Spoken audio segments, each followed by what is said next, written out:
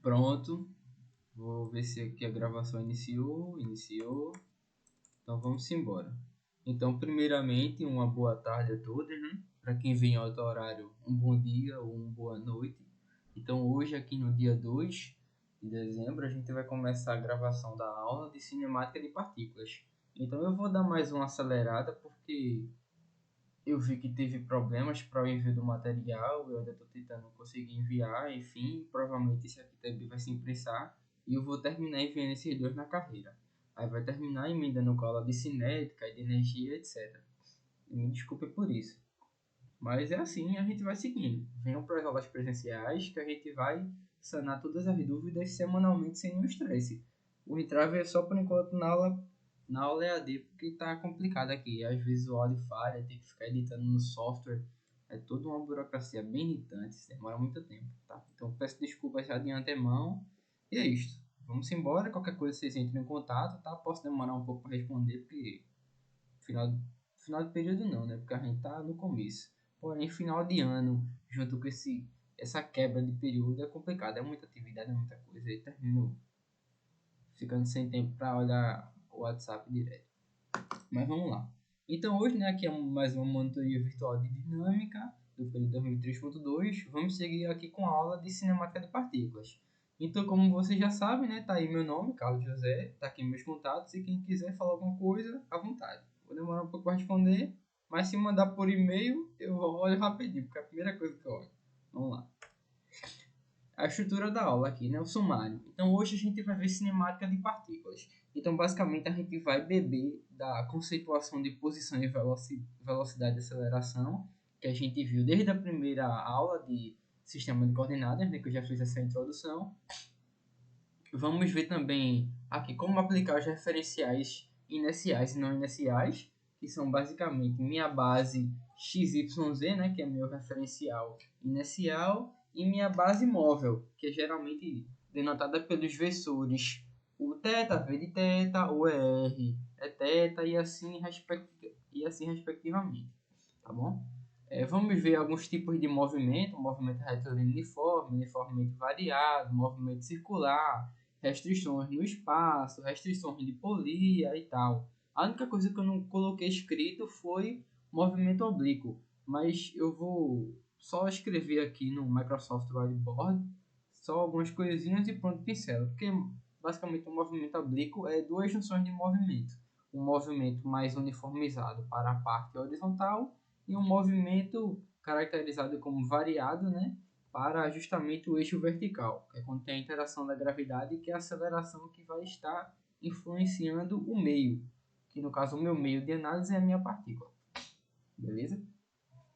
Vamos ver a análise temporal e atemporal. Tudo isso não necessariamente está nessa ordem, tá? Pode estar tudo junto em uma coisa só. Eu só separei assim para vocês verem os eixos referente às anotações que a gente tem. Porque, por exemplo, alguns de vocês não reparam, mas a gente tem aqui, ó, justamente no drive, aqui no drive de dinâmica. Deixa eu abrir aqui, drive de dinâmica. Eita, quase que eu faço besteira aqui. Abrindo aqui, engenharia, período, dinâmica. As coisas de dinâmica tá aqui no compartilhado. Tá aqui as notas de aula. Não é nota de aula? Não, aqui. Informações, blá blá blá blá blá blá. A data tá meio errada, tá mesmo? Então, não se preocupe, eu tô com as datas aqui, porque meu computador tá um pouquinho doido. Até que a data até aqui de baixo sumiu, enfim. Mas não, não faz isso. Eu já botei aqui algumas coisas, né?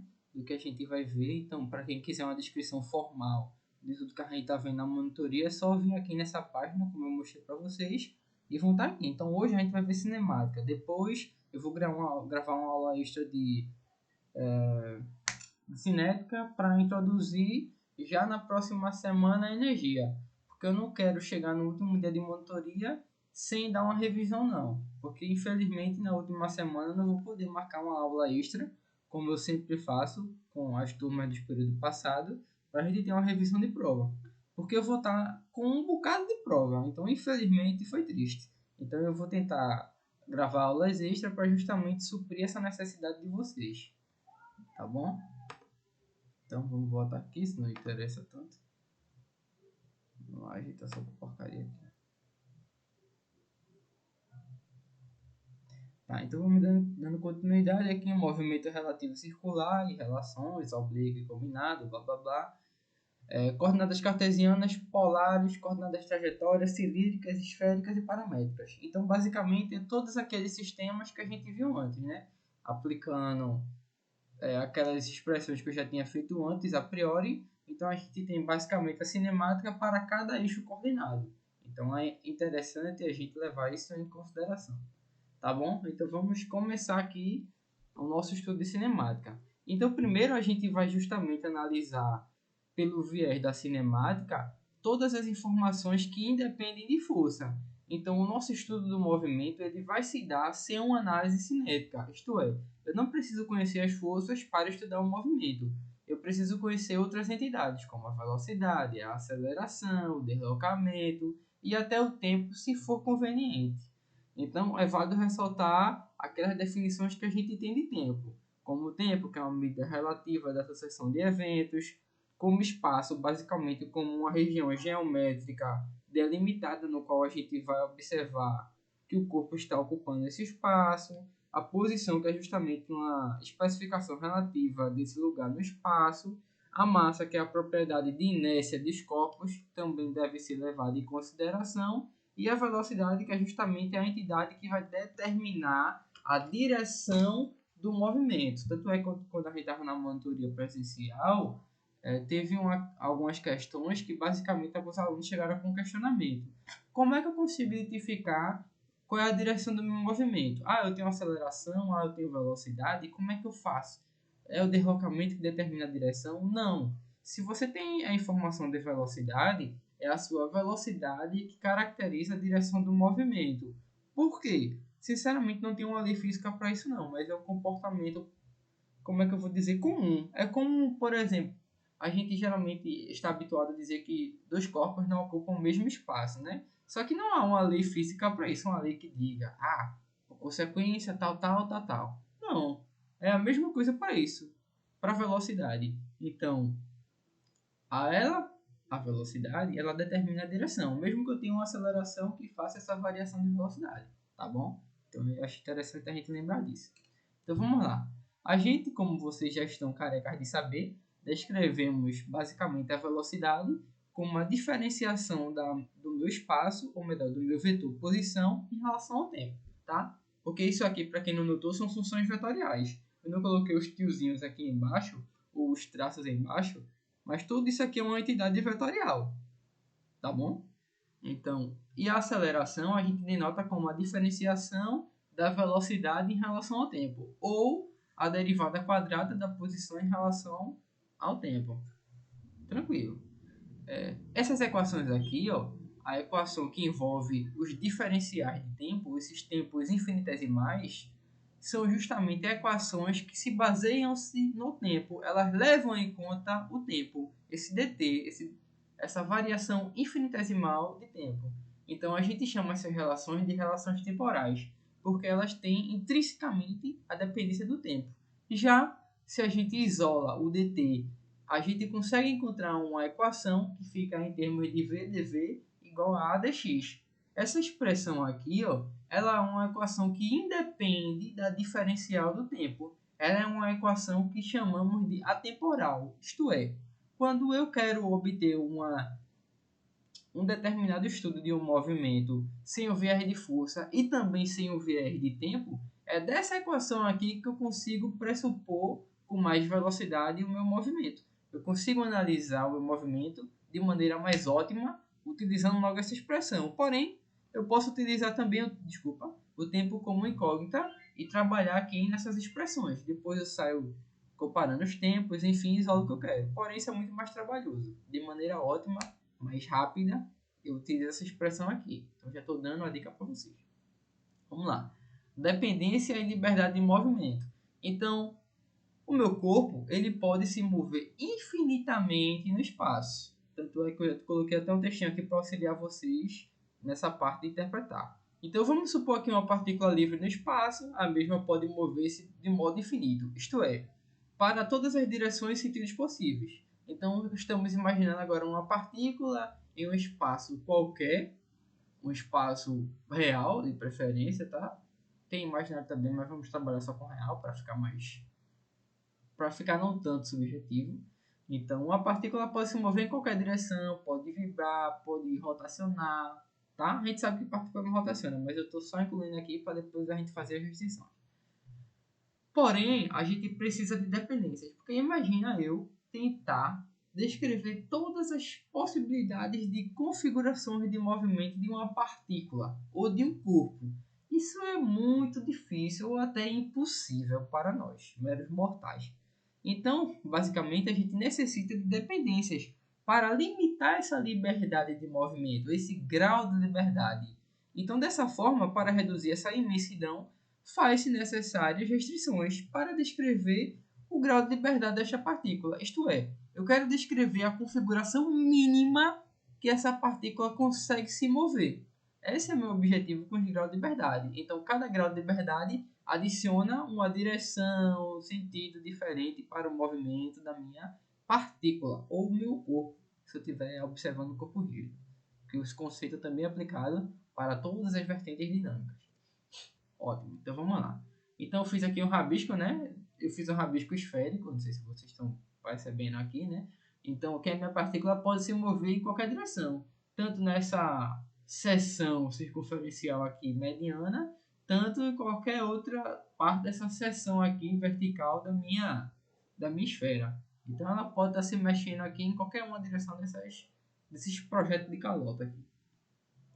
Então, o grau de liberdade é basicamente essa configuração mínima, de preferência números reais, para que eu consiga determinar o estado físico do sistema, isto é, determinar aquelas variáveis independentes. Então, cada grau de liberdade ele está associado a uma variável que é independente, ou melhor, linearmente independente. É interessante a gente também observar os conceitos que vimos em geometria analítica.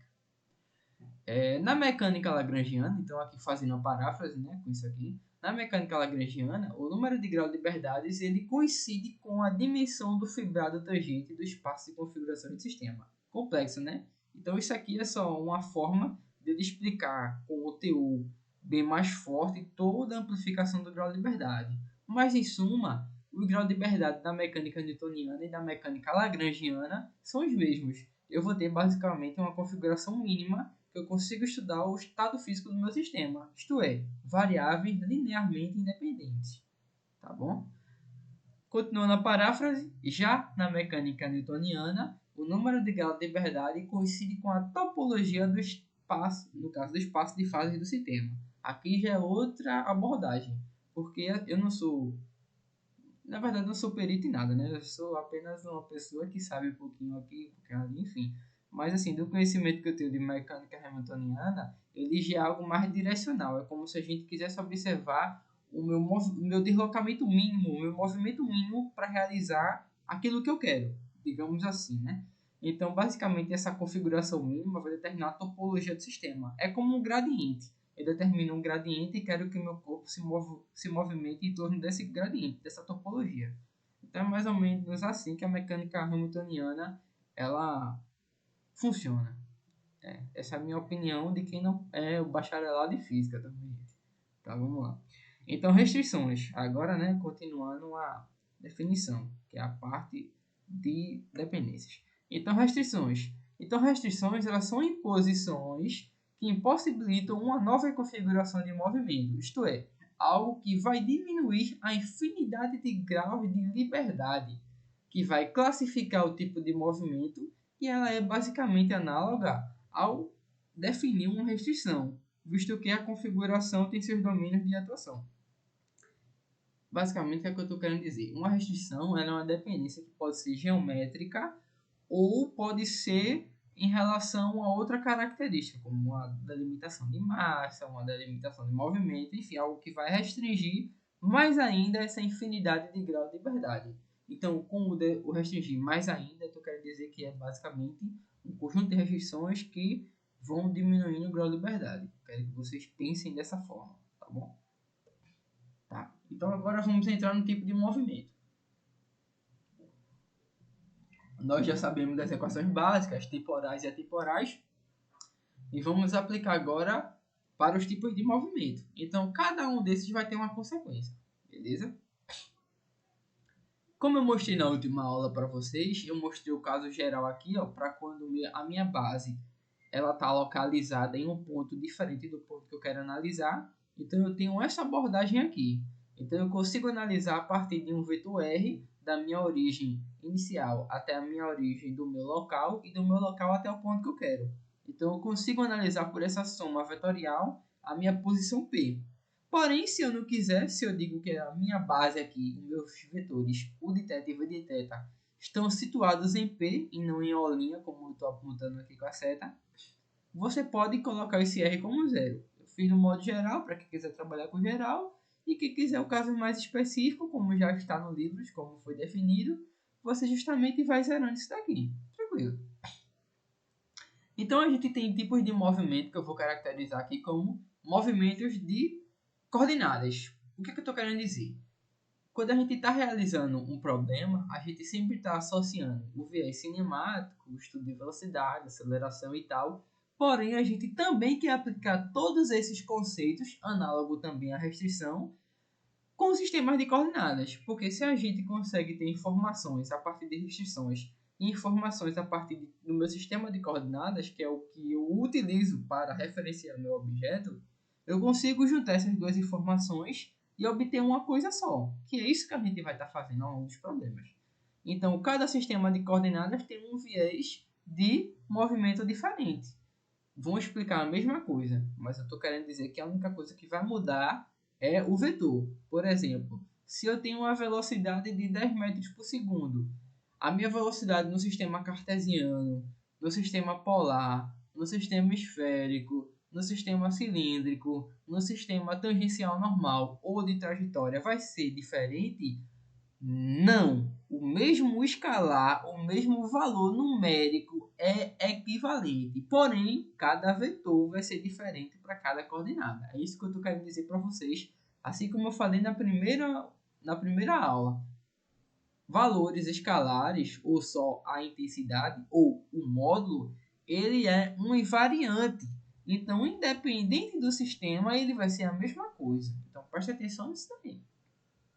Então, eu descrevi aqui basicamente só para o sistema polar, né? Porque vocês sabem que tem o cilíndrico, tem o esférico, etc. Eu não vou escrever tudinho. Então, só escrever um e vocês vão lá na última aula e na outra aula anterior também e observem tudo isso para cada sistema que eu já apliquei. Então, eu não vou reescrever tudo de novo, porque senão vai demorar muito tempo. E eu quero que essa aula não dure muito tempo, não.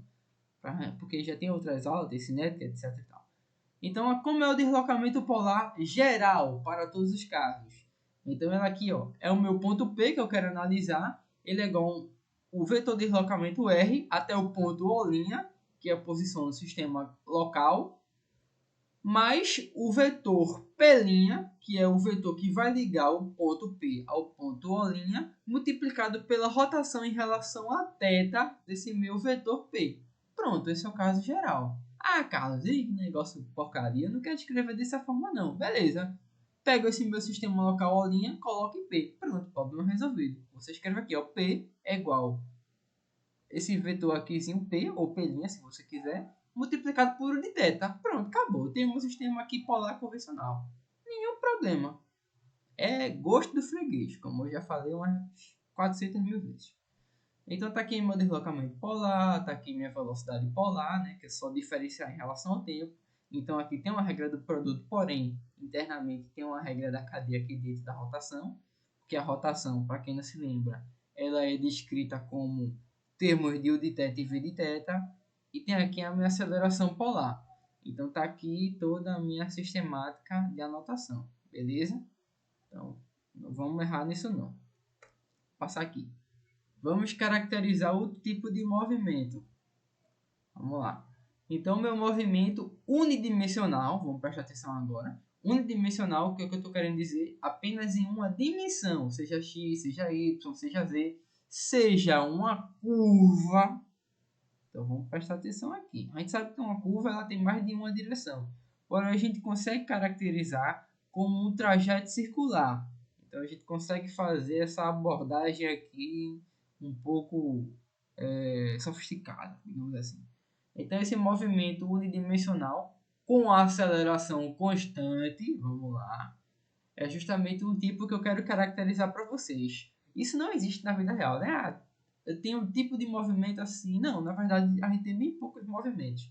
Então, os tipos reais de movimento são movimento translacional, rotacional, caso plano e caso geral, que é o tridimensional. Acabou. Eu só incluí esses tipos aqui como modos de garantir que vocês consigam observar várias vertentes que eu tenho de movimento. Não significa que necessariamente esse é um tipo de movimento, tá? Eu botei tipo, mas só para a gente fazer essa paráfrase. Para a gente, eita, não.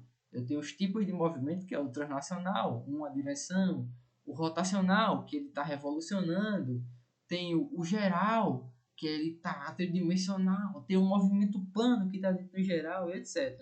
Tá? Então, isso são os tipos de movimento reais. Porém, a gente tem várias ramificações. É assim que eu estou distribuindo. Para ficar mais fácil de vocês absorverem esse conteúdo. Porque muitos de vocês não vão ter tempo de ler o livro. Até eu, às vezes, quando eu estou fazendo os meus resumos. Porque esses papéis aqui já são desde 2022.2. Porém, eu sempre estou atualizando como essa inscrição aqui. Isso aqui está atualizado. Então, eu sempre estou atualizando, etc. Fazendo anotação aqui e ali. Porque eu acho mais interessante. Então, vamos lá. Então, eu vou destrinchar aqui o movimento unidimensional em duas vertentes, por enquanto. Que acho que não tem mais não, acho que só são duas vertentes. Só são duas. Então, eu tenho aqui ao longo de uma curva, que é o que eu vou caracterizar como movimento circular uniformemente variado. E ao longo de uma reta, que é o movimento retilíneo, que é o movimento retilíneo uniforme e uniformemente variado. Então, pegando aqui uma curva qualquer, vamos começar do 2.1. Pegando uma curva qualquer, eu consigo analisar esse trajeto realizado por essa minha curva aqui, esse meu deslocamento aqui angular, esse meu deslocamento aqui referente a essa curva. Então, como eu denoto isso? Simples. ds em função do tempo é igual a esse ponto de t vezes dt. Isto é, a equação de velocidade, minha gente. Se eu pego esse dt e passo dividindo, eu tenho que a velocidade, esse ponto, que é uma função do tempo, é igual a ds dt. Acabou. Escrevi aqui a velocidade. Porém, eu posso também escrever em termos de aceleração. Se eu quiser obter a minha aceleração, então eu escrevo aqui, ó. ds ponto, como função do tempo, é igual a S dois pontos em função do tempo multiplicado pelo dt. Isto aqui é só a equação da aceleração, para quem não está conseguindo visualizar. É aquela equação do início, essa daqui, ó, essas duas. Então essas são as minhas vertentes temporais. Então aqui ó, eu dependo do tempo, porque eu preciso saber qual é o tempo necessário para eu realizar esse movimento.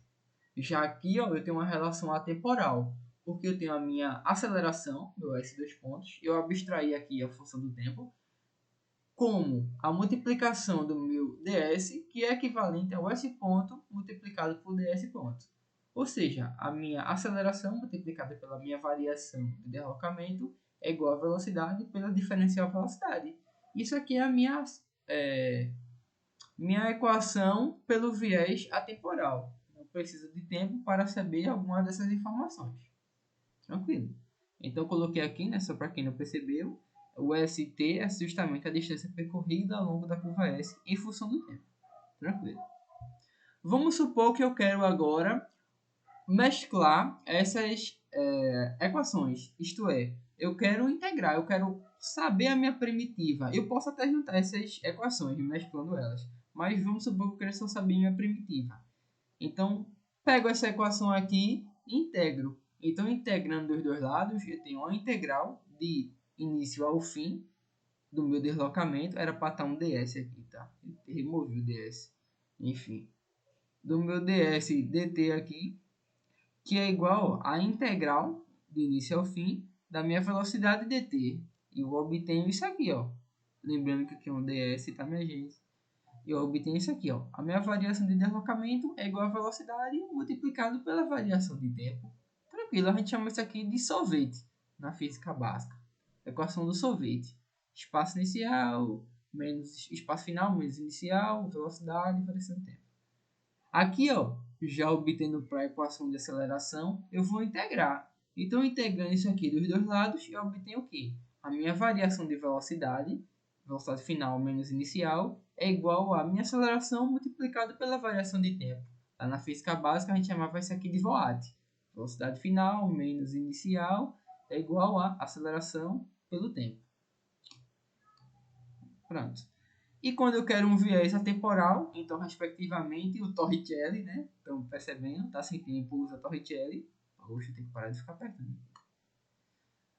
Então, aqui eu justamente tenho o quê? Tenho a minha integral dessa minha equação atemporal. Então, a minha primitiva é justamente isso aqui, ó. A minha aceleração multiplicada pela minha variação de espaço é igual a minha velocidade final ao quadrado menos velocidade inicial ao quadrado dividido por 2.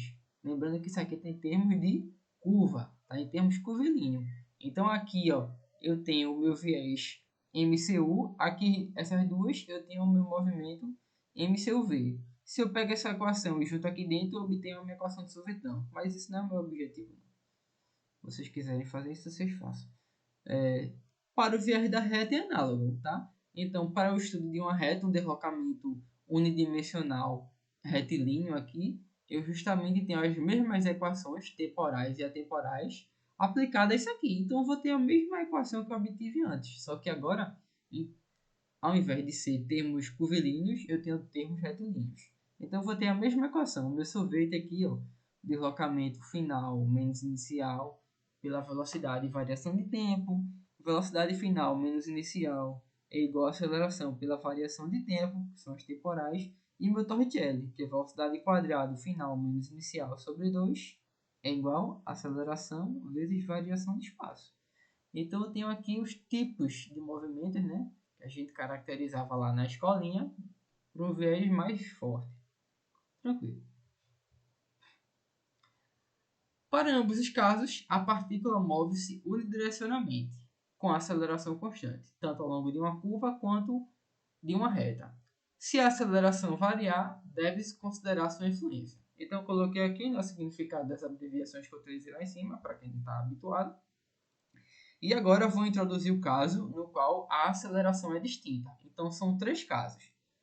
Um com a aceleração em função do tempo, um com a aceleração em função da velocidade e outro com a aceleração aqui em cima em função do deslocamento. Seja ele um deslocamento curvilíneo ou um deslocamento retilíneo. Tranquilo. Então vamos lá. Pego aquela minha equação,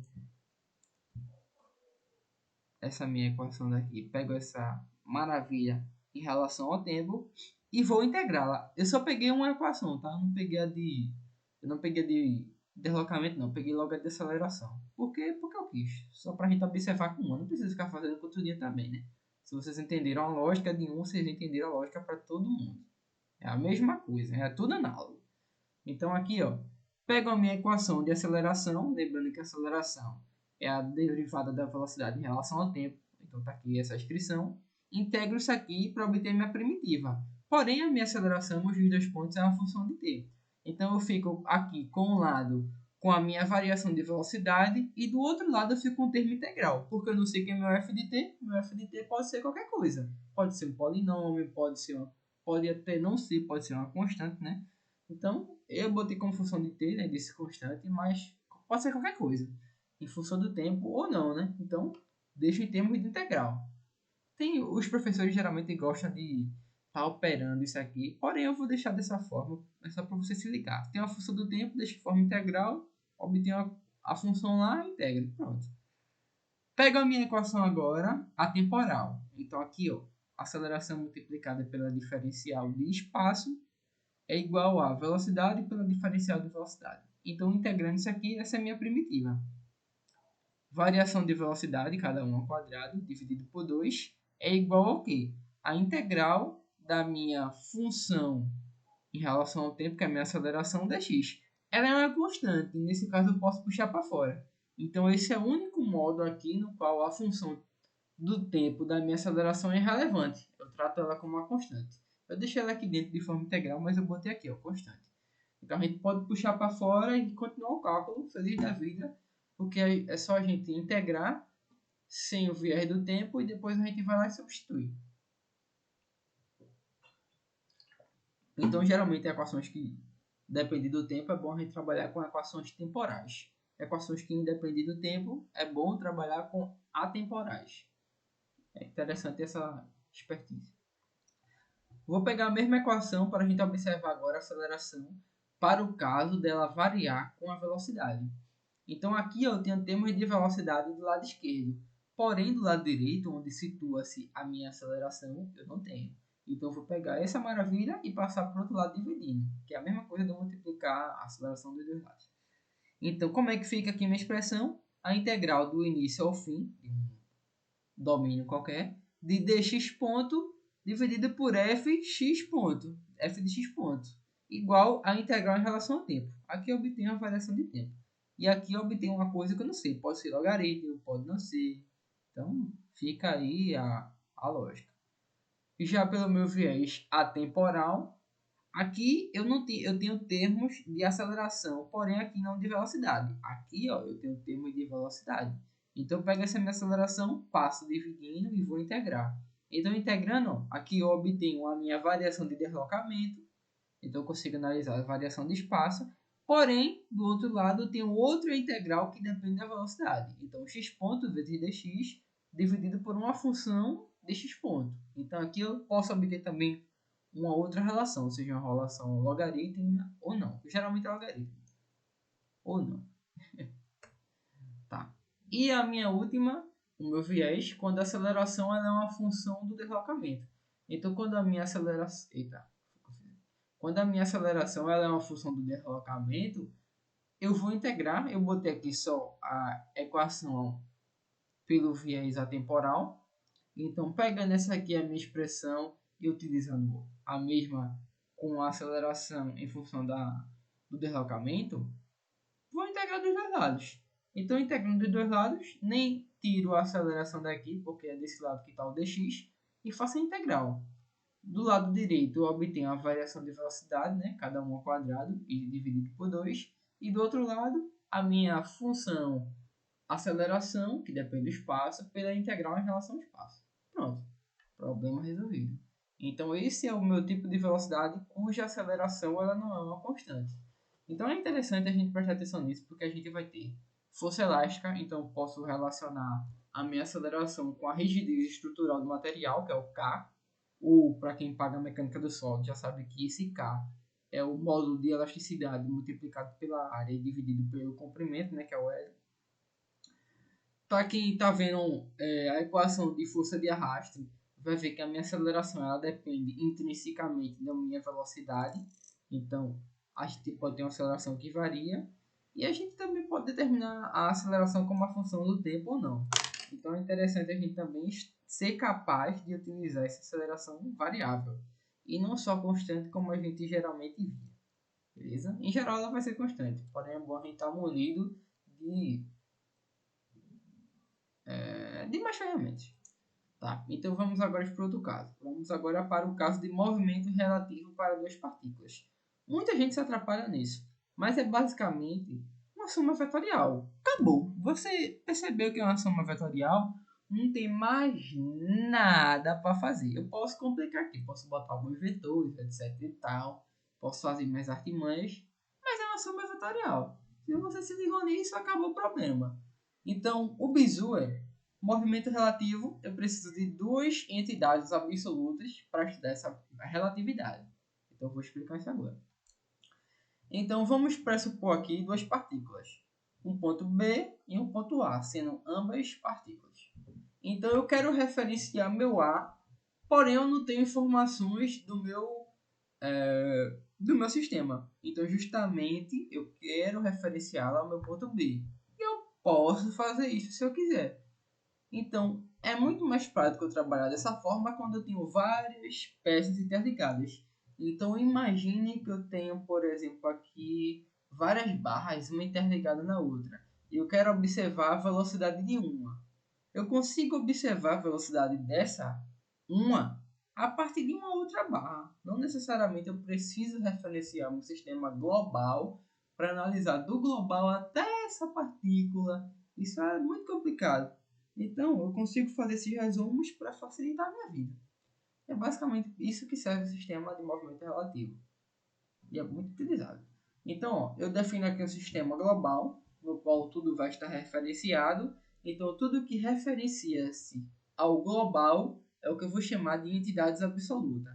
Então, o meu deslocamento aqui, ó, R de B barra O, é o meu deslocamento de B relativo a O. Isto é um deslocamento absoluto. Já o meu deslocamento de A barra O, ou o meu deslocamento de A relativo a O, também é um deslocamento absoluto.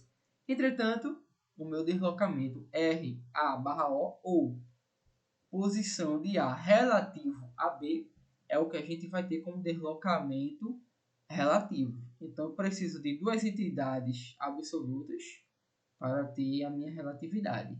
Então, como o meu sistema global é só uma representação fixa do ponto que eu quero, o meu inicial, eu posso trazer uma representação dele para o meu ponto B, para eu conseguir observar um ângulo que eu quero, se eu quiser denotar isso aqui de forma vetorial. Assim como a gente fez da forma forte aqui, ó. Entenderam? Então eu posso fazer isso se eu assim desejar. No entanto, eu posso escrever dessa forma. O meu vetor absoluto R de A referente a O é minha posição relativa mais a minha posição absoluta. Então aqui, ó, até referenciei componentes absolutos, componente relativo. Esses vetores, eles vão ser definidos em relação à origem do sistema global. E eles vão caracterizar esse teor absoluto.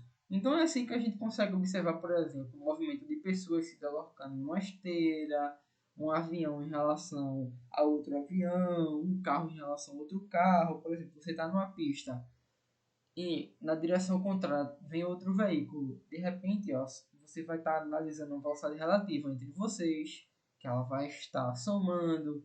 Já quando você está na mesma direção e sentido, vão estar subtraindo. Tem toda essa análise assim, mas é basicamente uma soma vetorial.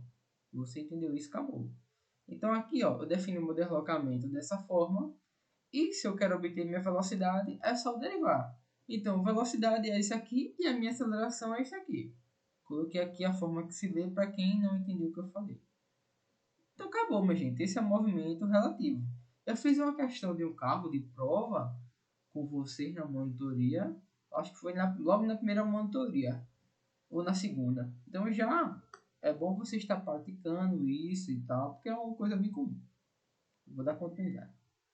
Vamos para os movimentos dependentes ou movimentos restritivos.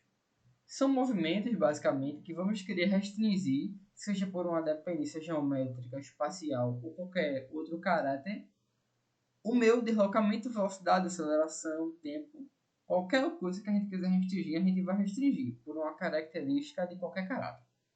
Então, isso vai ser suficiente para que eu consiga determinar um número mínimo de graus de liberdade que eu consigo estudar o meu problema. Porque é impossível eu estudar o meu problema para uma infinidade de casos. Então, eu destrinchei aqui esse quesito de restrição em algumas vertentes. Eu acho que tem 6, né? No total, não, tem 5. Eu botei 5 no total. Eu posso botar mais se quiser, mas só 5 já é o suficiente para vocês terem a sacada. Então, imagina que eu quero uma restrição retilínea. Então, basicamente, gente, eu vou ter um movimento retilíneo. Eu coloquei aqui, ó, um cursor A, que vai se deslocar ao longo dessa barra aqui, ó. Coloquei até referenciado ao meu ponto de engaste. Coloquei aqui meu A, que ele vai estar se movendo no sentido positivo. Coloquei até meu X aqui referenciado, o meu eixo. Então, eu consigo aqui, ó, basicamente, estudar o comportamento de A para o caso unidimensional.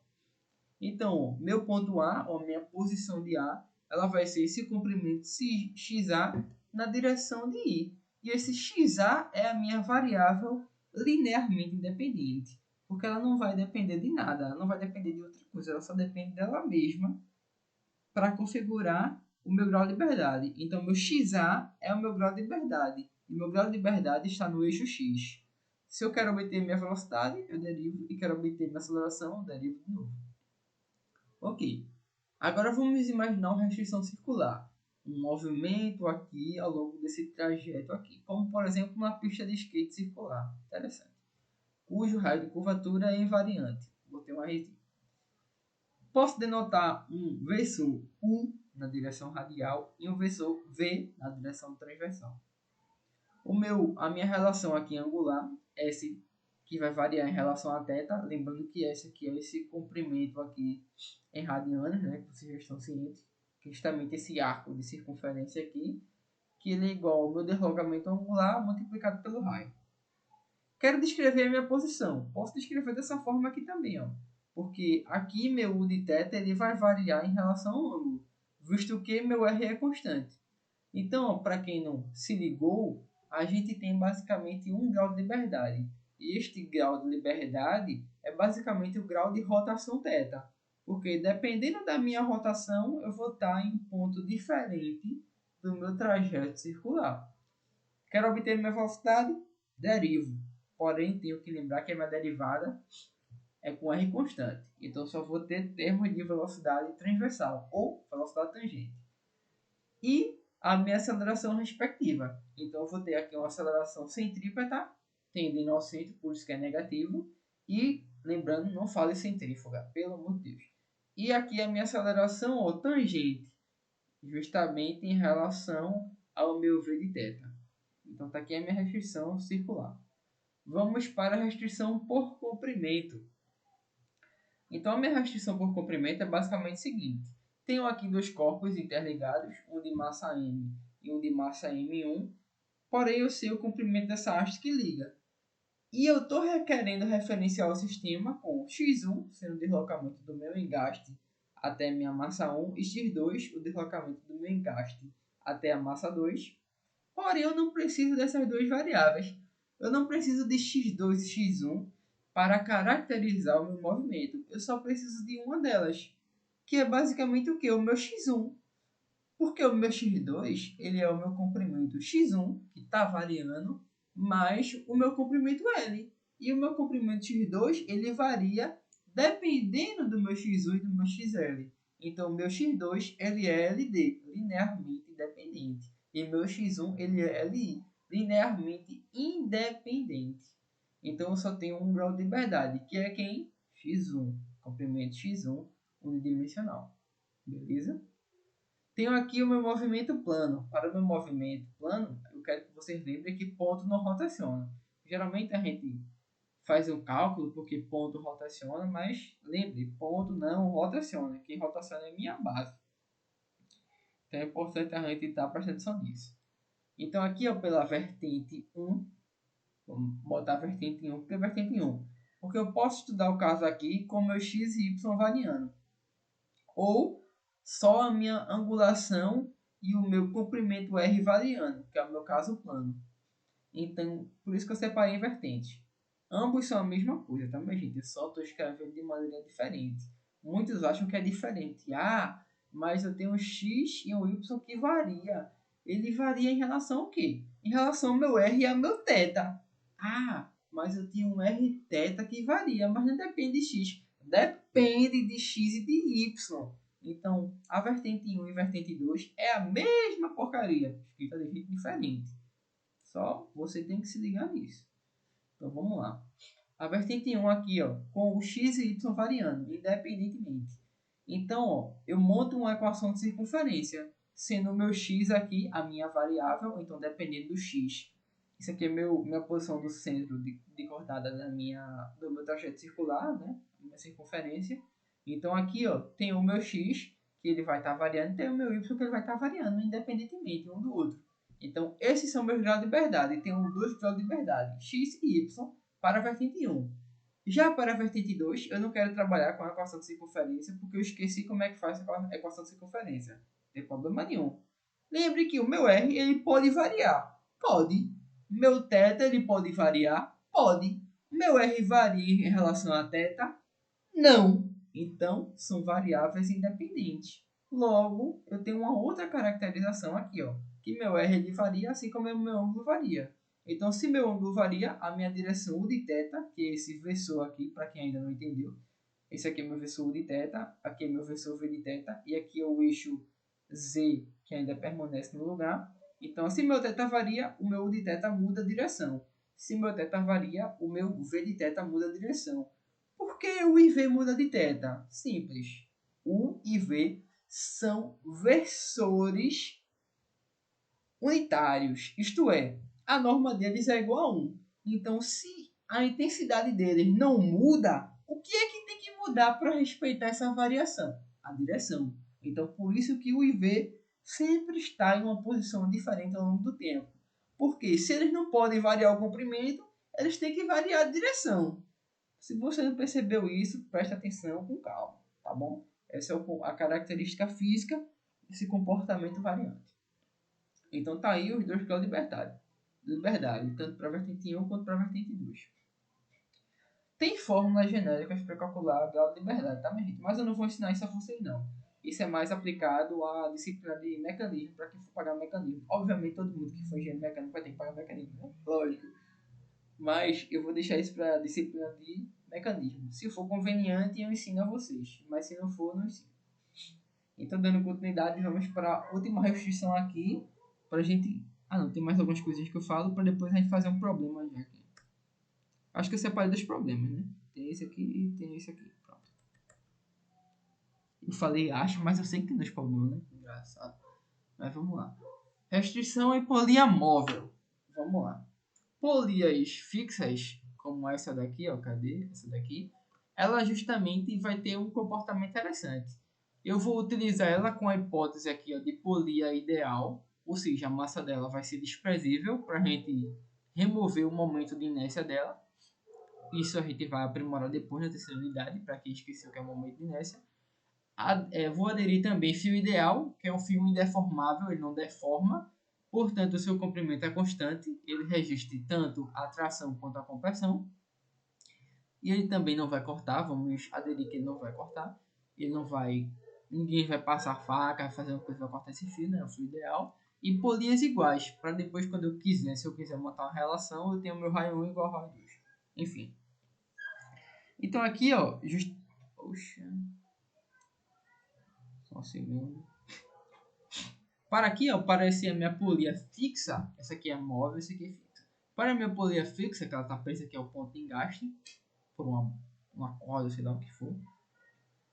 O meu comprimento que desce é igual ao meu comprimento que sobe. E, respectivamente, o meu comprimento que desce desse lado é igual ao meu comprimento que sobe do outro lado. Então, eu vou ter uma relação constante. Porém, quando eu boto uma polia móvel, aí o negócio é diferente.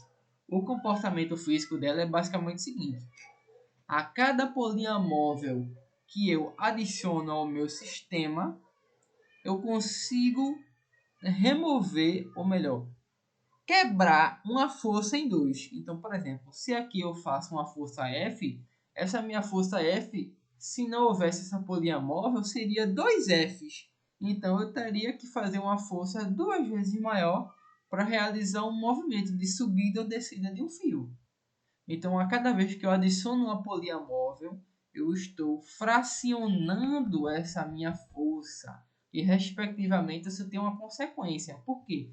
Porque eu tenho que montar uma relação cinemática, que a gente chama de relação cinemática de polia, para que eu consiga observar esse meu comportamento. Por quê? Porque isso não necessariamente causa, isso pode causar impacto tanto no meu viés de deslocamento, quanto no meu viés de espaço, quanto no meu de espaço e deslocamento é a mesma coisa, enfim. Quanto no meu viés de velocidade, quanto no meu viés de aceleração. Então eu posso ter essas variações por conta da inserção de uma polia móvel. Então é interessante a gente pensar nisso aqui. Então, lendo um pouquinho agora, que essa é a minha restrição de polia móvel, em casos assim, cujo a existência de polia móvel, é útil esboçar um diagrama de corpo livre, para que a gente consiga analisar, né, essa interação que está havendo dentro do meu corpo. É sempre interessante a gente fazer esboço, né, minha gente? O engenheiro que ele não faz desenho tá lascado, por isso que a gente tem GGT. Mas não precisa... Não estou babando ovo de GGT não, tá? Mas não precisa ser fiel à realidade. Isto é, o meu diagrama de corpo livre não precisa ser 100% real. Tem que ser um croquis, uma representação, um esquemazinho que eu consiga interpretar o que eu quero. Já é o suficiente. Fez isso, já está ótimo. Por exemplo, vamos lá. Nesse diagrama de corpo livre aqui, o que foi que eu fiz? Vamos refletir um pouquinho aqui. Vamos ver o meu mouse. Se eu puxo para baixo essa minha corda, Aqui, o que vai acontecer com essa corda de cá? Ela vai passar pela polia, vai rolar aqui, e justamente essa polia móvel ela vai tender a subir.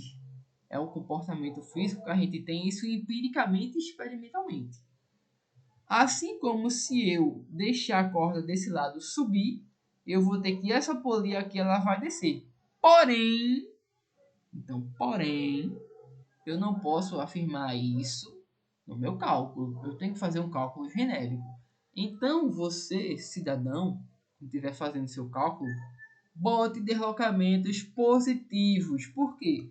Porque ao final do cálculo, o sinal vai entregar a direção, também a direção, mas vai indicar o sentido de análise. Então, por exemplo, se eu puxo com o ΔX1 para baixo, eu sei que vai ter um ΔX2 para cima, porém, eu não vou afirmar isso no meu cálculo, eu vou deixar o cálculo afirmar isso para mim. Então, é importante a gente ter essa relação de oposição. Então, o que foi que eu fiz aqui? Ó? Coloquei deslocamentos relativos positivos. Lembrando que o meu X está posicionado para baixo, tá, minha gente? Eu rotacionei aqui meu plano. Lembrando que eu estou respeitando a regra da mão direita. Primeiro vem o X, depois vem o Y. Olhe lá, não vão errar isso não. Eu vou dar um cascudo em vocês. Então, presta atenção aqui. Tenho aqui ó, justamente o meu X posicionado para baixo. Então, se eu movo para baixo, eu estou positivo. Se eu movo para cima, eu estou negativo, né? Explicando isso para quem não captou.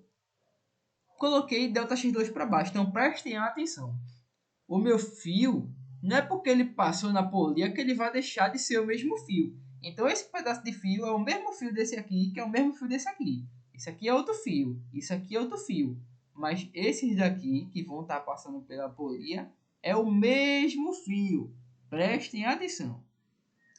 Antes eu analisei um X para a posição do fio até a minha polia 1 e o X1 até a minha corda F.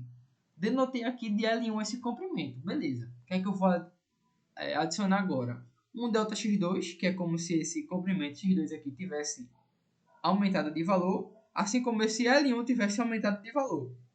Então, concordam que se essa polia desce, os dois lados do fio tem que descer equivalentemente? Então, preste atenção nisso. Então, se há um ΔX aqui, 2, aqui tem um ΔX2. Se aqui fosse ΔX3, esse ΔX aqui tem que ser ΔX3, porque a polia, ou melhor, a corda, ela está descendo em conjunto. Então, se eu desço 1 metro, esse lado e esse lado tem que descer 1 metro. Tá bom? Preste atenção.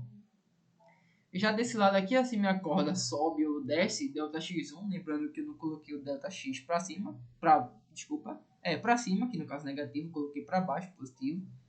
Se eu desço o meu ΔX2 e o meu deixo o ΔX1, o meu X1 está aumentando. Vamos ver se isso é verdade ou mentira. Então eu consigo montar uma relação cinemática.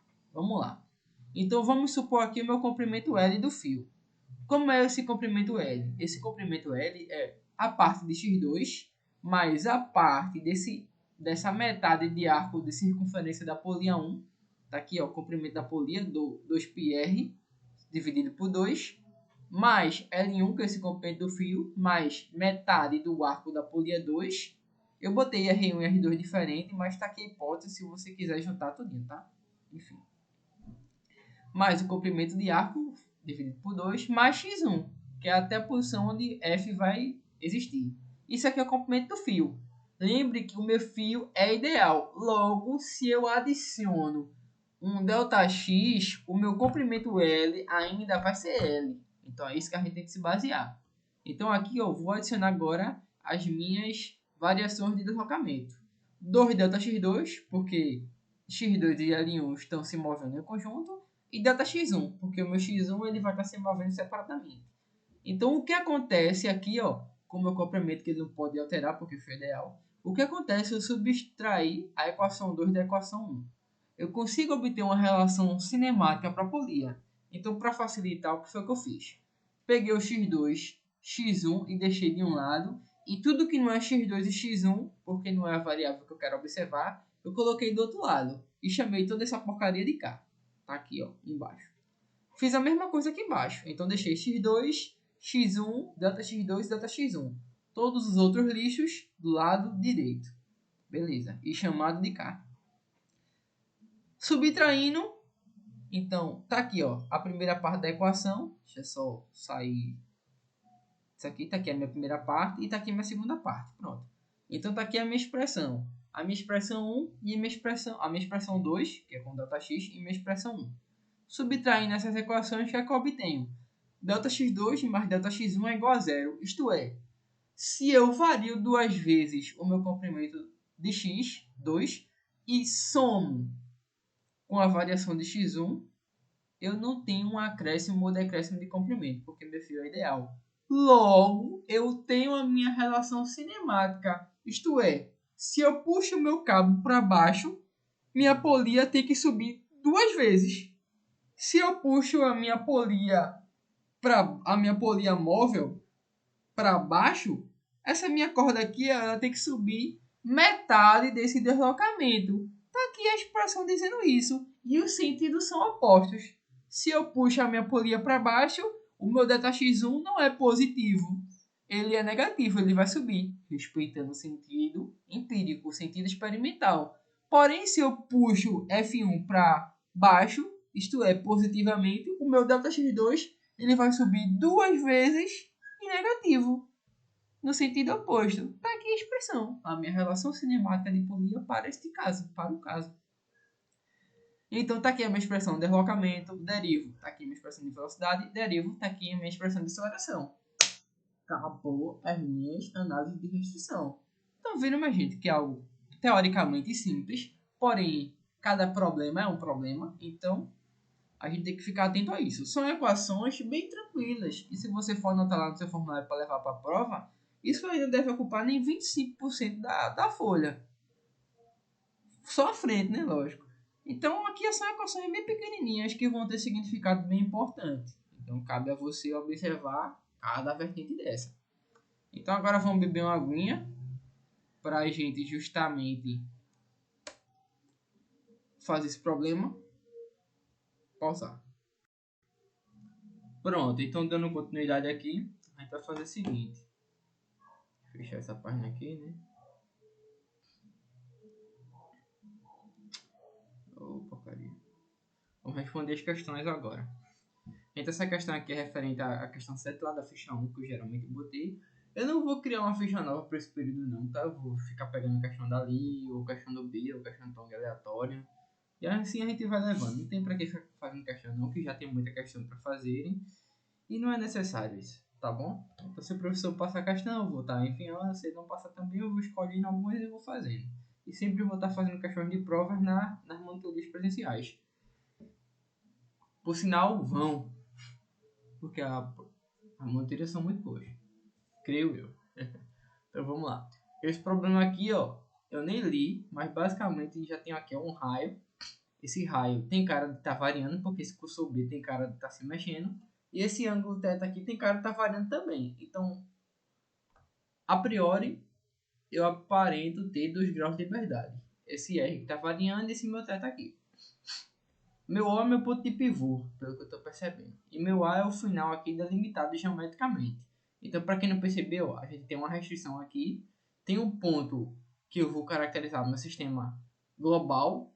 Se vocês notaram, é para notar. Tem aqui justamente o meu ângulo, que vai ser essa variação. Nesse caso, meu θ está em relação a Y. Eu não gosto muito de fazer isso, não. Mas tá aí meu θ dessa forma. E é isso. Vamos lá. A rotação da haste OA em torno de O é definida pela relação θ igual a π 4t² menos 8t, onde θ e t são expressos em radianos e segundos, respectivamente. O cursor B desliza ao longo da haste de tal modo que sua distância do ponto O é r igual a 10 mais seno de πt, onde π e t são expressas em metros e segundos. Então, no caso, onde r e t são expressas em metros e segundos, respectivamente. Quando t é igual a 1, determine a velocidade do cursor. Quando b, e no caso aqui, a aceleração total do cursor, né, que é o caso B, e o caso C, a aceleração do cursor em relação ao haste A. Então, vamos trazer essa questão aqui para o Microsoft Whiteboard. Vou pegar as funções aqui, né? Que eu decorei.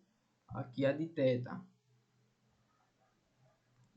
Ela é π 4 t quadrado menos 8t. E a minha equação do R ela é igual a 10 mais 6 seno de πt. Essa é a hora que você vai na sua calculadora e muda de grau para radiano, tá?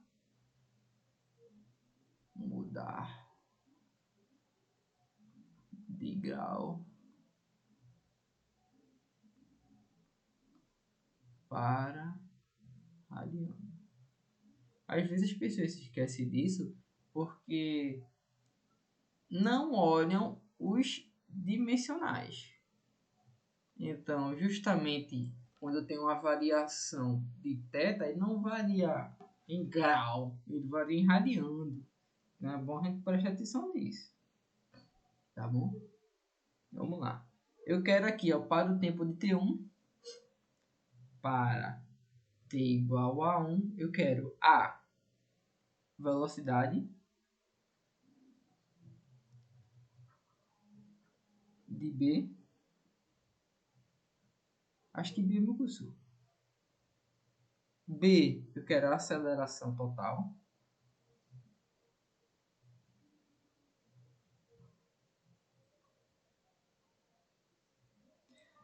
Vou tentar escrever mais bonitinho aqui. C, eu quero o quê? Eu quero a minha aceleração do cursor em relação à haste. Aceleração de B em relação à haste. Ó, tá meio errado isso aqui.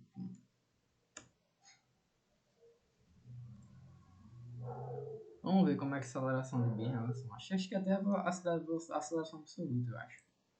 Tá, vamos interpretar esse desenho aqui.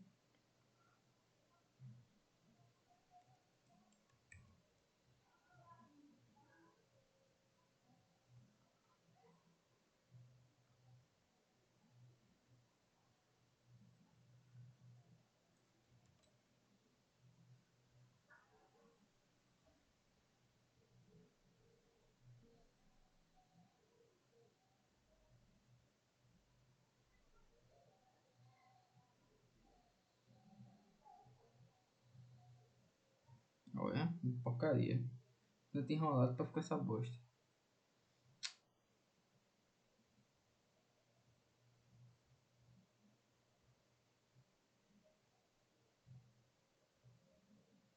Não ficou bem o curso que eu queria, não, viu? Fiz um retângulo. Assim, você que não sabia, mas eu quero um retângulo. Tá aqui o cursor B.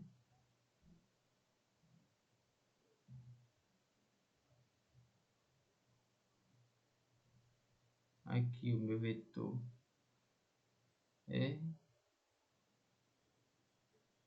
meu ângulo θ. Foi o seguinte, eu vou botar logo o sistema.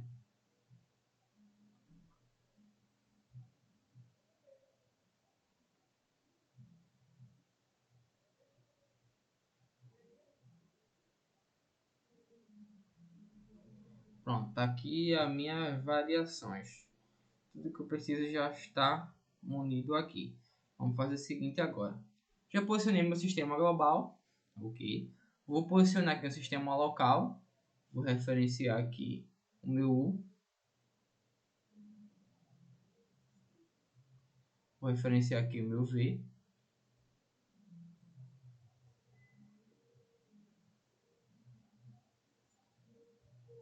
Tá bom? Ok. Tenho aqui a minha referência. Vejam só. Ou eu posso usar minha metodologia, que vocês não são muito fã, para descobrir quem é esse U e V. Ou eu vou trabalhar em relação a Y. E, sinceramente, eu não gosto de trabalhar em relação a Y. Por quê? Porque, geralmente, quando você denota U, você bota U igual a cosseno de θ, seno de θ, zero. Como eu já demonstrei isso aqui por umas 20 vezes diferentes. 20 vezes diferente não, né? Umas 20 vezes, mas umas 4 vezes diferentes. Aqui ó, em relação a I, aqui em relação a J, aqui em relação a K. Esse aqui é meu U. Meu cosseno ele não está em relação mais a I, está em relação a J. O meu seno ele não está mais em relação a quem? Não está mais em relação a J, está em relação a I. Então, qual é a solução para a gente resolver esse problema com facilidade e não ficar triste de ter que utilizar o método de Carlos? É simples. Você vai rotacionar seu sistema.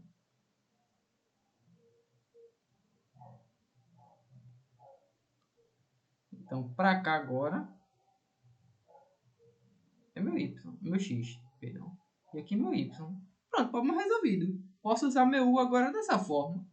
Tranquilamente. Então, tá vendo? Você tem que ter essa sacada aqui. Porque senão você ou vai operar com global de maneira diferente, como eu fiz agora, ou você vai ter que aplicar um método.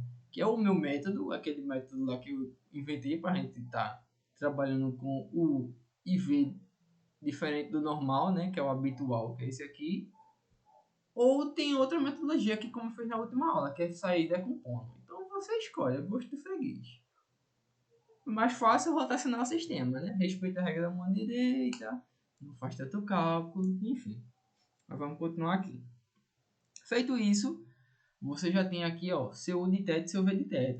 Lembrando que o V de θ é igual a diferença. O U é só em relação a θ aqui nesse caso, né? Ele é igual a derivada em relação a θ de U, que é igual a menos seno de θ, cosseno de θ e zero.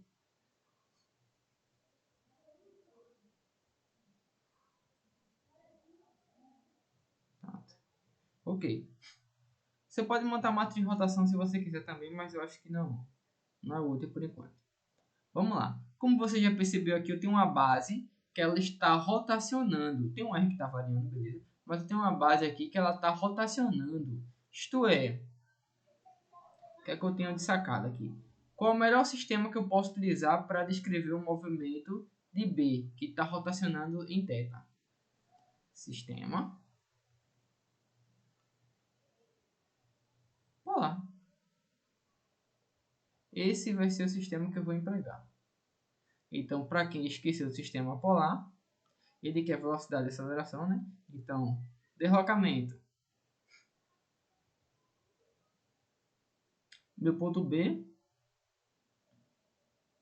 ele é igual justamente o que? O meu sistema local está coincidente com B, então ele é igual aquele Rzinho lá que a gente geralmente utiliza, ele é zero nesse caso, zero, mais o meu ponto R, o meu vetor R, multiplicado pela rotação em θ, se eu quiser denotar pela rotação em θ, ou pelo meu vetor de θ. Gosto de freguês. Vou por enquanto botar a rotação em θ. Minha velocidade, ele é meu P ponto de B, que é igual ao meu Rzinho ponto como zero, mais, estou botando o zero aqui só para vocês enxergarem, tá?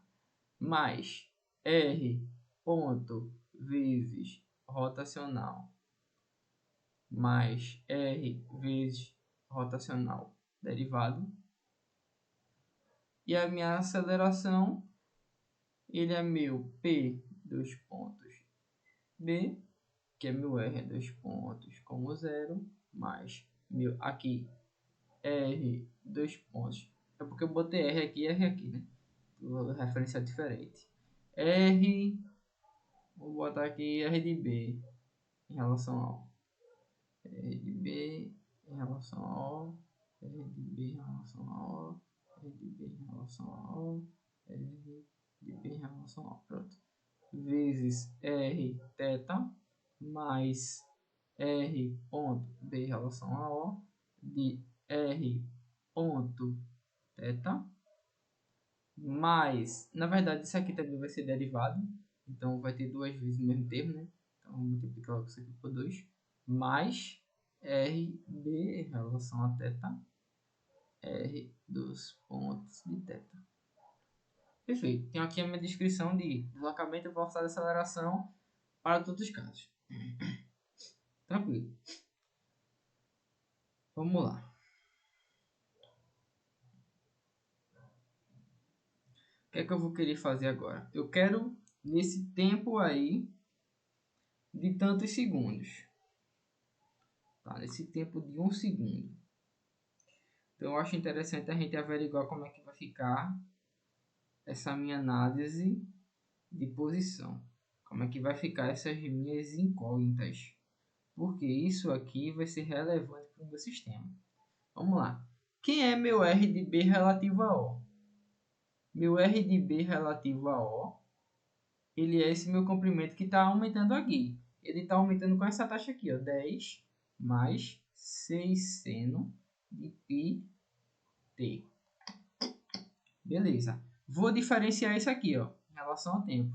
Então, dt de R de B em relação a O é igual ao meu R ponto de B em relação a O, essa incógnita que eu tenho aqui, tá? Estou descobrindo cada uma dessas incógnitas.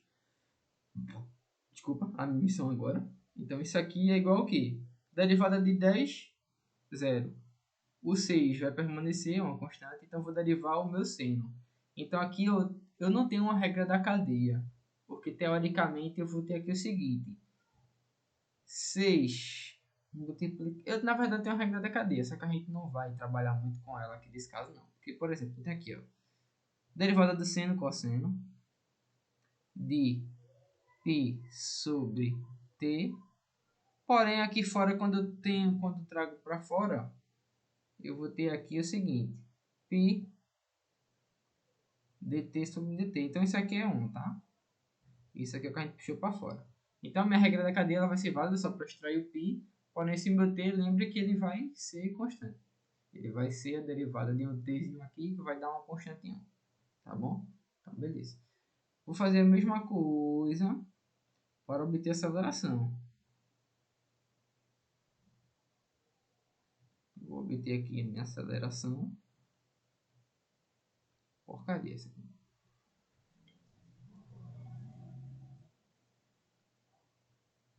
Vamos lá.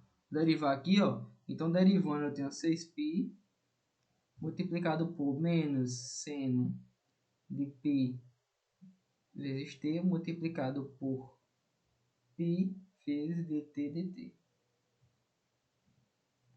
Isto é, meu R dos pontos de B relativo a O é igual a menos 6π quadrado seno de πt. Pronto. Tá bom? Tá aqui o meu esquema anotado já. Ok, então já tenho R ponto e R dois pontos. Já tenho isso, já tenho isso, já tenho isso, já tenho isso e já tenho isso. Só falta obter o meu R e o meu R ponto e o meu R dois pontos, tá?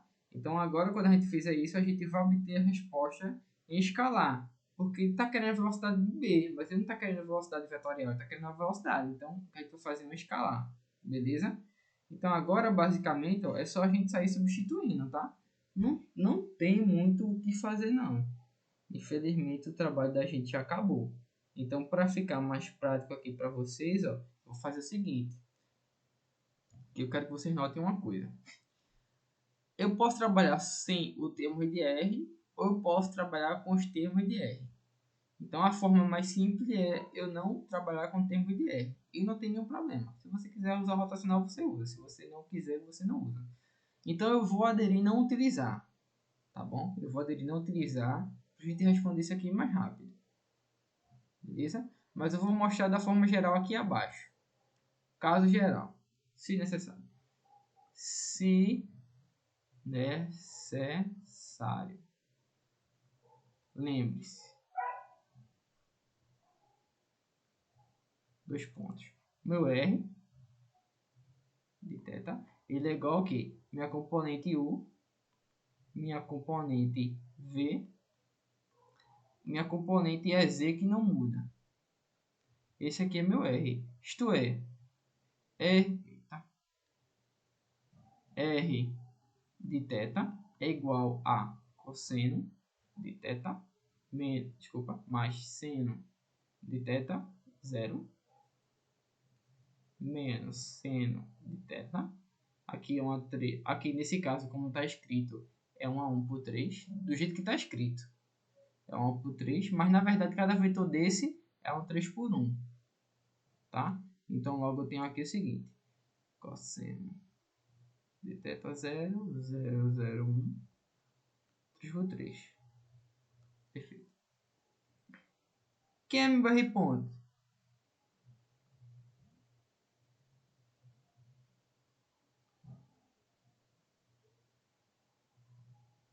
Eu pegar isso aqui e derivar em relação ao tempo. Então eu tenho aqui, ó, menos seno de θ, θ ponto, cosseno de θ, θ ponto, 0, menos cosseno de θ, θ ponto, menos seno de θ, θ ponto, 0, 0, 0, 0. Tá bom? Então eu tenho aqui, basicamente, posso extrair o θ ponto menos θ ponto por esse vetor estranho aqui, ó. Espera aí que eu não vou reescrever isso tudinho.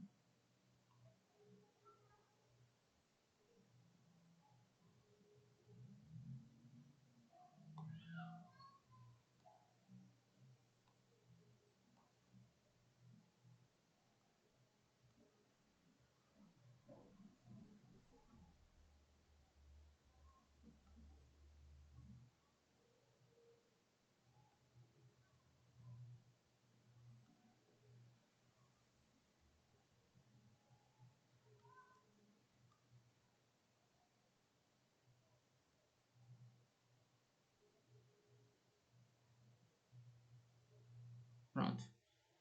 E se eu quero obter meu dt de R ponto, que é o meu R dois pontos, eu vou ter o seguinte aqui, ó.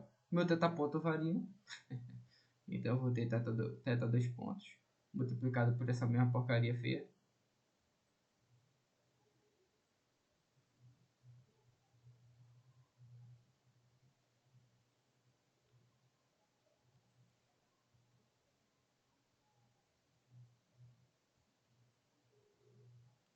Mais θ ponto multiplicado por menos cosseno de θ ponto. Faz o seguinte, como você já sabe que tem θ ponto, eu vou puxar para fora, para também não perder meu tempo todo com essa porcaria aqui. Aqui menos seno de θ, aqui 0. Aqui menos, aqui mais seno de θ. Aqui menos cosseno de θ, aqui 0, aqui 0, aqui 0, aqui 0, aqui fecha.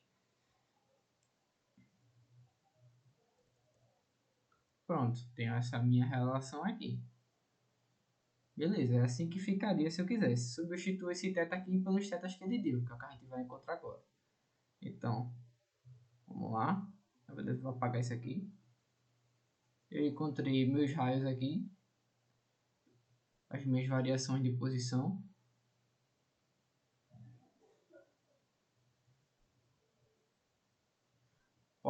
Porém, falta encontrar minhas variações de deslocamento angular. Isto é, no deu raio, θ é igual a π 4t quadrado menos 8t. Quem é θ ponto? É igual a π multiplicado por 8t menos 8. Θ dos pontos é igual a π vezes 8 vezes 1. Beleza, minha gente? Então, tá aqui a minha descrição de quem é meu θ ponto e θ dos pontos em radiano. Beleza? Então, eu já tenho todas as incógnitas. tá? Eu agora vou reescrever essas expressões aqui de uma maneira mais útil. Então, deslocamento, velocidade, aceleração. Isso aqui vai estar melhor escrito dessa maneira. Deslocamento R de B em relação a O vezes o de θ.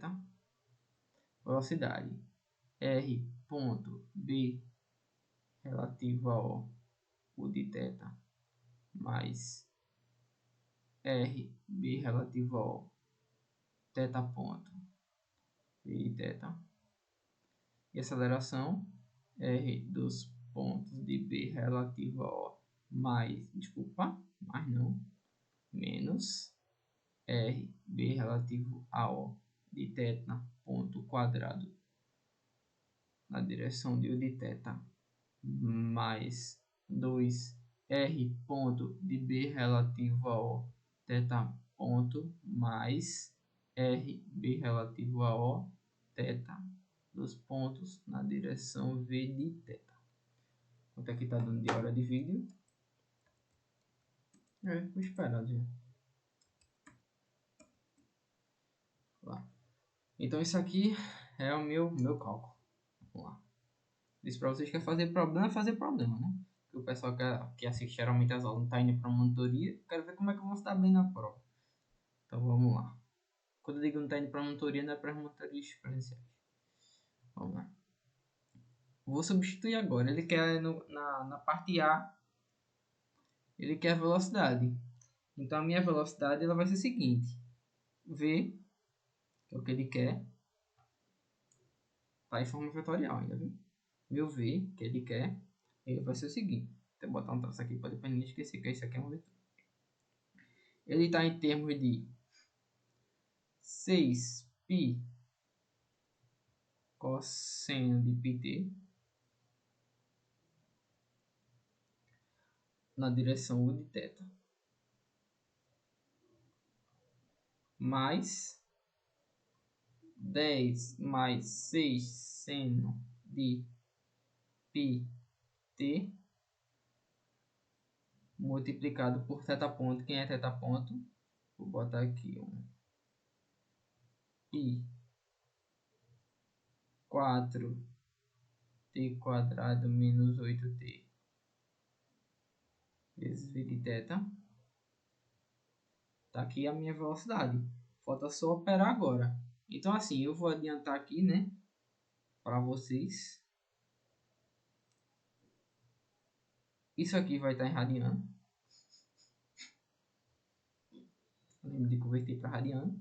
Isso aqui lembra de converter para radiano. Isso aqui lembra de converter para radiano por obséquio. Bota na calculadora agora e você vai obter seu V. Se eu fiz direitinho, pega esse termo aqui, ó. Vamos fazer agora. Eu tô aqui enrolando, tô com a preguiça de pegar a calculadora. Vamos lá. Do segundo. Eu vou pausar aqui. Então, dando continuidade aqui, né? A gente tem justamente o seguinte. A gente substituindo aqui tudo para radianos. Eu obtenho esse termo aqui para essa componente em U. Este termo aqui para a componente V de θ. E lembrem que, como o U e V estão a 90 graus, a gente está desprezando esse termo aqui, ó, que é a multiplicação desse termo, isto é, R ponto de B em relação a O, vezes R de B em relação a O, vezes θ ponto, vezes o cosseno entre o cosseno do ângulo entre U e V. A gente está desprezando isso porque o cosseno entre eles é zero, tá? Mas preste atenção aí. Beleza, então aqui, ó, tiro a raiz quadrada dessas coisas feias e obtenho isso aqui, ó.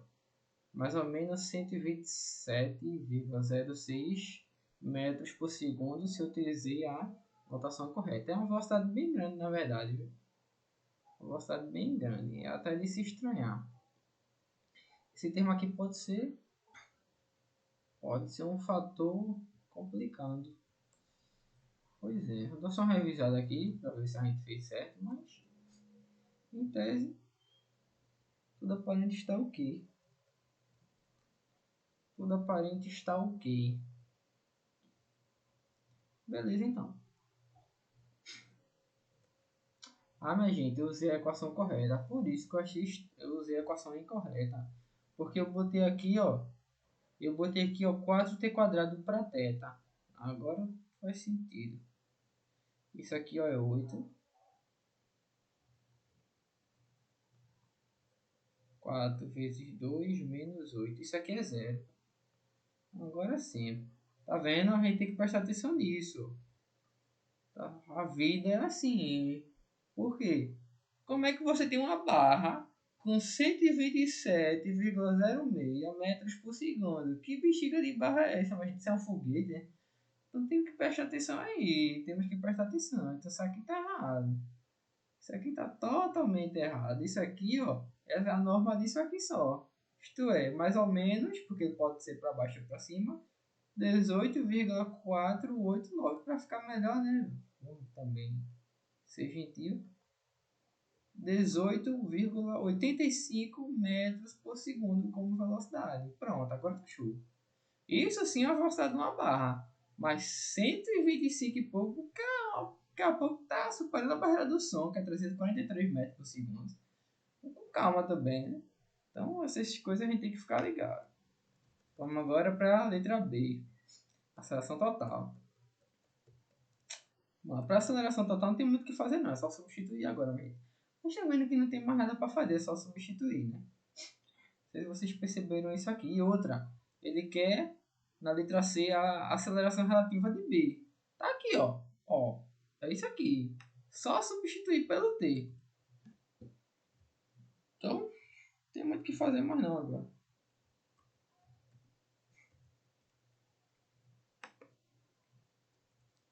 Substituir aqui embaixo. Letra B. RB dos pontos, tá ali, ó. Menos 6π quadrado seno de π t menos RB, tá lá em cima. Porém, esse RB é o mesmo daqui de baixo, então menos 10 mais 6 seno de π t. Isso aqui tudo multiplica na direção de U, então isso aqui é quadrado. Enfim, vai sumir, vocês já estão cientes disso. Isso aqui é na direção de U. Na direção de V, quem é que eu tenho? Eu tenho 2 vezes meu RB dos RB ponto, que é 6 π cosseno de π t multiplicado por θ ponto. Quem é meu θ ponto é π 8 t menos 8. Isso aqui vai dar zero, já estou esperto agora. Mais RB, agora esse tempo todinho, 10 mais 6. Isso aqui é um tal quadrado, tá? Tô me confundindo essa bexiga. Vou começar aqui do zero. RB ponto. É isso aqui, RB ponto. Beleza. Porém, eu tenho aqui menos RB. É aqui o RB. Falta o θ ponto. É tanto termo agora, hein? Ou questãozinha chata da bexiga. Multiplicado por θ ponto quadrado. Quem é θ ponto? Π vezes 8t menos 8 quadrado. Isso aqui vai dar zero. Graças a Deus. O de θ. Beleza, agora vamos continuar o V.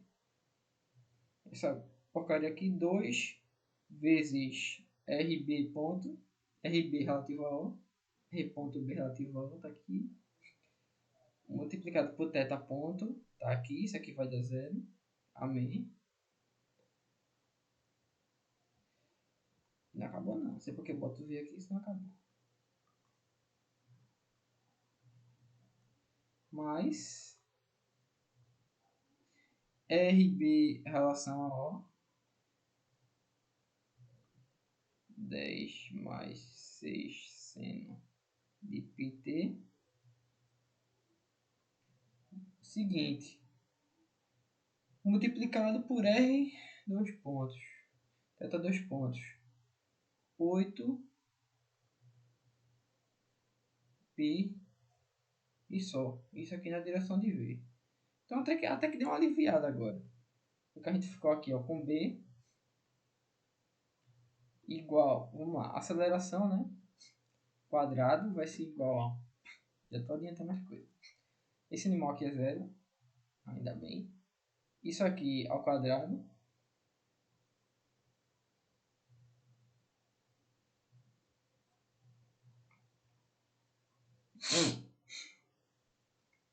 Mais esse outro aqui ao quadrado. Estou abstraindo um pelo outro, pelo cosseno entre eles, que isso é zero. Mais 10 mais 6 seno de π t vezes 8π. Isso aqui tudo ao quadrado. Vamos lá agora. A ele vai ser igual a raiz de... Isso aqui, vou obter agora. Vou dar pausa. Então, dando continuidade, ver se está contando a gravação. Aqui a gente substitui, esse termo aqui vai ser zero. Esse termo aqui vai ser zero. A gente vai ao 8, 10 vezes 8π. Isso aqui é ao quadrado, né? Então vamos ficar com isso aqui. E só. Então a minha aceleração é 251,32 metros por segundo. Está muito grande também. Metro por segundo quadrado. Está muito grande também. Porém, dessa vez não há erro não. Então ela pode coincidir justamente com um caso anômalo. Em um ponto específico ela fica grande o suficiente. Mas sim um caso muito raro. Vamos dar continuidade. E a letra C é só substituir. Eu não vou fazer essas não. A letra C, ó, é só substituir com a aceleração de B relativo a haste ou A. Isso aqui, ó. Isso aqui para o tempo 1 é 0. Tá bom. Pronto, pode mais resolver. Pronto. Tá aí, tá ali ó, o A. Os outros eu não botei não, né? A gente responde agora. Tá, vamos fazer essa daqui agora também para a gente finalizar. O pino P está ligado à haste BC e desliza livremente ao longo de uma ranhura existente na haste OA. Determine a taxa de variação θ ponto do ângulo θ, sabendo que BC se move com velocidade escalar constante. Então está aqui toda essa interação que o problema nos está dizendo. Tá bom? Cadê aqui? Está aqui. Pronto. Vamos lá. Expresse sua resposta em termos de VO, H, B e θ. Então eu vou determinar agora isso aqui. Vamos embora. Lembrar aqui do desenho para fazer o esboço lá. Vou dar uma pausa aqui para já ter terminado o esboço. Pronto, então já fiz o esboço aqui rapidinho, né? Ver aqui como é que tá as coisas. Pronto. Então basicamente o meu problema é o problema de um pino P que está ligado nesta haste aqui, ó, BC. Então esta aqui é a haste BC, para quem não se lembra. Aqui é o ponto de pivô de rotação O, aqui é o ponto A, e isso aqui é meu pino P. Então, ele quer que a gente determine a taxa de variação θ para a velocidade BC, que é esse VO aqui. E a gente vai trabalhar com ela constante e ele vai querer em termos de VO, H, beta e θ. Vamos obter isso aqui. Beleza? Beleza. Então, vamos lá o seguinte. Aqui já é um problema cinemático complicado. A gente sabe que temos um θ de variação, porém a gente sabe que se eu reparo por esse viés aqui de comprimento, esse meu ponto do pino P aqui, que eu vou chamar de um Rzinho, esse meu traço R está variando. Essa minha posição R está variando, a posição do pino. Então, como é que eu consigo analisar isso por outra vertente? Se ela está variando, eu tenho que criar uma equação. Então, primeiro, eu não posso pegar uma distância constante daqui, como a gente fazia antes, né, até o ponto P, porque essa distância não existe. Então, isso aqui, ó, porque não está apagando agora sim. Isso aqui não existe, então eu não posso considerá-lo. Então, o que é que eu vou fazer? Eu vou fazer um artifíciozinho matemático. Vocês estão percebendo que isto aqui é o que eu quero analisar. Então, basicamente, eu tenho um triângulo para cá. Vou fazer até de verde. Isso aqui é o que eu estou querendo analisar. Que figura geométrica isso parece? Um triângulo. Olha que interessante. Não é um triângulo retângulo, mas é um triângulo. Então, esse meu triângulo aqui, ó, a gente vai interpretá-lo. Então, aqui é o meu H. Tá bom? Eu botei o H errado aqui.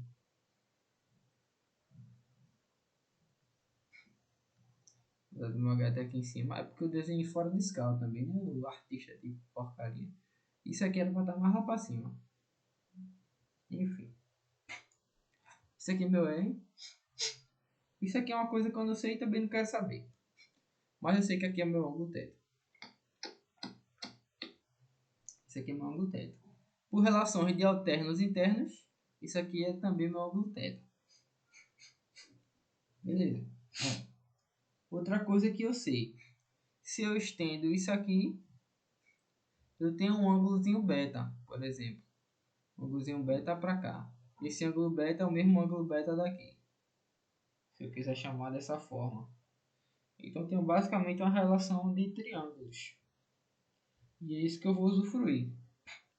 Por exemplo, aqui pode ser de BAP.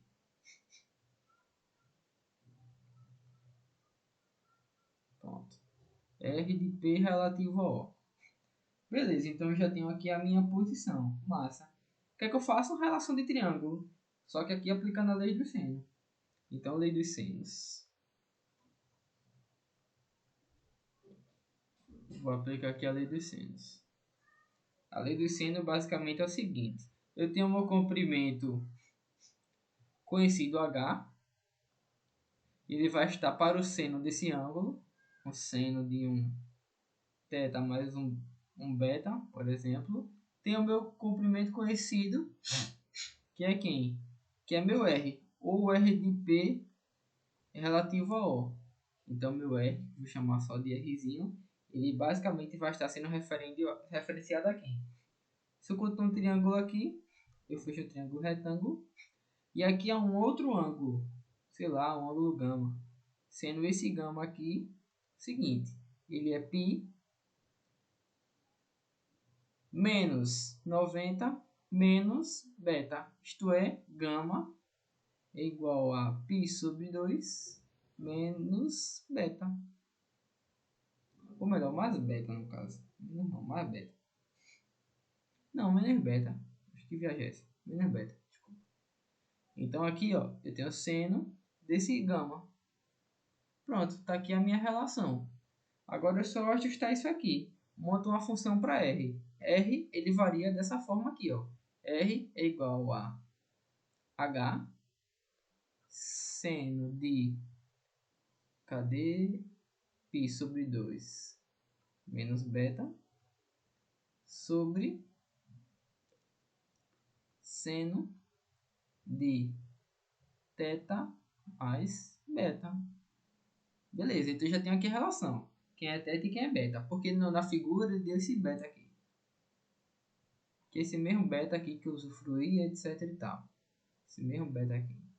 Que é o de cá. Beleza.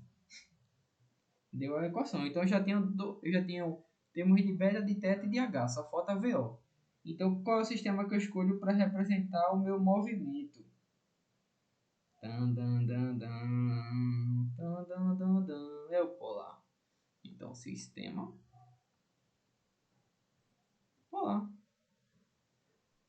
Quero deslocamento. Como é o meu deslocamento do sistema polar? R vezes o de θ. Para quem não sabe onde é que está o de θ, está aqui. Para quem não sabe onde é que está o de θ, está nessa direção daqui. Vou botar para cá assim. Quem quer a velocidade é R ponto, o de θ, mais R, θ ponto, v de θ. E ele quer quem? Teta ponto. Quem é essa velocidade aqui? É isso que a gente tem que descobrir. Tá bom? Então, para quê? Se vocês ainda não repararam, basicamente esse V aqui, a norma desse V, que foi até na monitoria quando eu consegui terminar isso aqui, é igual ao VO, desculpa, a norma desse V aqui é justamente o VO que eu quero. Porque ele é a velocidade do ponto escalar. A única velocidade que o meu ponto sai, que é o meu VO. Então é isso que a gente vai empregar. Desse modo eu vou substituir nessa expressão aqui, ó. Para obter o que eu quero, a relação que eu quero. Então, V vetorial é igual a R ponto. Tem que derivar aquela porcaria ali. Então vamos derivar logo. R ponto é igual a H, que é constante. Agora tem um problema, porque ali, ó, o meu beta, na verdade o meu beta não é constante, né? Então aquele primeiro termo ali, H seno de π sobre 2 menos beta, ele não varia. Porém, o de baixo varia. Então tem uma regra do quociente. Sendo meu f igual a 1. Então f sobre g' é igual a g f' menos fg' sobre g quadrado. Vou aplicar agora. Então eu tenho aqui 0 menos f, que é f1, multiplicado por g', que é g', o de baixo ó, é diferenciado em relação ao tempo, logo é cosseno. Isso aqui é o de baixo. Isso aqui é g. Isso aqui é igual a uma constante vezes 1. Θ mais beta. Pela regra do produto, só o θ que varia. Então isso aqui vezes θ ponto. Esse trambolho todo dividido por seno ao quadrado de θ mais beta. Pronto, então vou inserir isso aqui, ó. Aqui eu tenho menos, esse primeiro termo, menos H seno de π sobre 2 menos beta vezes cosseno de θ mais beta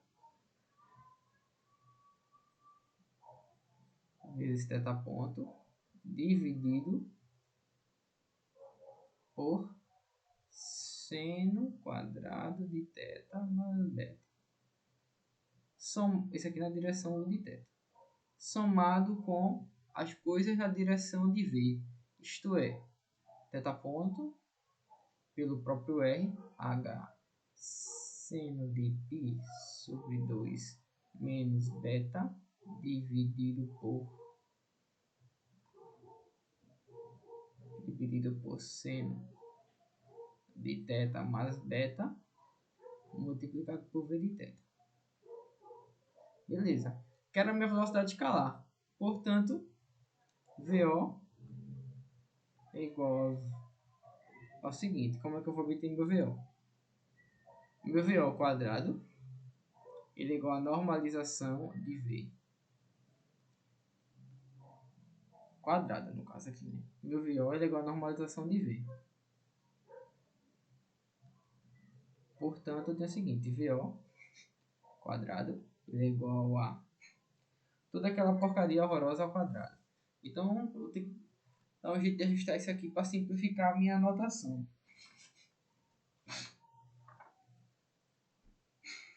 Meu Deus, é muito termo feio. E todas essas coisas feias ao quadrado, porcaria. Eu vou ter o seguinte. H quadrado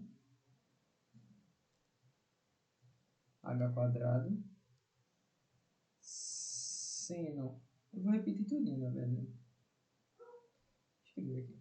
Seno quadrado de π sobre 2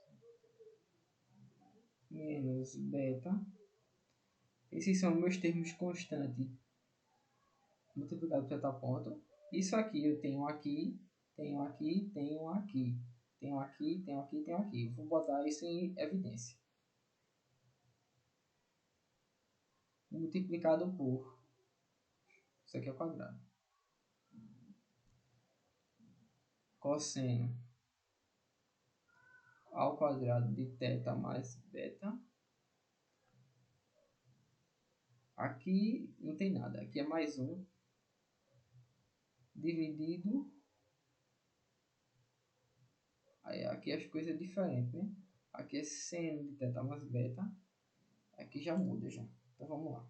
MMC. Aqui vai ser seno à quarta e aqui seno ao quadrado. Então seno a quarta de θ mais beta. E aqui multiplicado por seno ao quadrado de θ mais beta. Perfeito. É assim que tá. Isso aqui é uma propriedade trigonométrica. Para quem não enxergou, então isso aqui é 1. Então eu vou puxar para fora. Fiquei com v ao quadrado igual a h quadrado, θ ponto quadrado, seno quadrado, π sobre 2 menos beta, sobre seno a quarta de θ menos beta. Posso obter meu VO agora, tira a raiz quadrada de tudo aqui.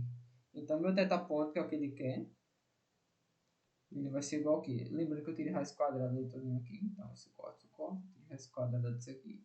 Isso corta, isso corta, isso corta, isso corta, isso corta, fica 2.